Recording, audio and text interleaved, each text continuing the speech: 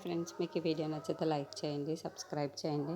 వరలక్ష్మి వాళ్ళ ఇంటికి లాయర్ గారు వస్తూ ఉంటారు. ఇంతలో అక్కడ ఉన్న వైష్ణవి ఈ డాక్యుమెంట్స్ పైన నువ్వు సంతకం చెయ్యి అని చెప్పేసి అంటూ ఉంటారు. ఆ మాటలు వినగానే అక్కడున్న వైష్ణవి అయితే సంతకం చేస్తూ ఉంటుంది. అది చూడగానే అక్కడున్న వాళ్ళందరూ చాలా సంతోషిస్తూ ఉంటారు.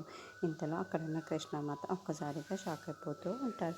అదేంటి, వైష్ణవికి ఎలా గాయం తగిలింది? నేను వెన్నెలకి కదా గాయం తగిలింది, మందు రాసి మరి పెట్టాను. అలాంటిది ఇప్పుడు వైష్ణవికి ఆ గాయం ఉందేంటి అని చెప్పేసి ఒక్కసారిగా షాక్ అయిపోతూ ఉంటాడు. ఏదో జరుగుతుంది, అదేంటో అర్థం కావటం లేదు అని చెప్పేసి ఆలోచిస్తూ ఉంటాడు. ఇంతలో అక్కడున్న లాయర్ గారు మాత్రం, అమ్మ వెన్నెల, నువ్వు కూడా వచ్చి ఇక్కడ సంతకం చెయ్యి అని చెప్పేసి వెన్నెలను పిలుస్తారు. ఆ మాటలు వినగానే అక్కడున్న వెన్నెల అయితే వచ్చి సంతకం చేస్తూ ఉంటుంది. ఇంతలో తన చేతికి గాయం లేకపోవడం అక్కడున్న కృష్ణ అయితే ఒక్కసారిగా షాక్ అయిపోతూ ఉంటాడు. అదేంటి, చేతికైన గాయానికి గాయం లేదు, లేని గాయానికి మాత్రం వైష్ణవికి మాత్రం గాయం ఉంది, నాకేంటో అర్థం కావటం లేదు అని చెప్పేసి ఒక్కసారిగా షాక్ అయిపోతాడు.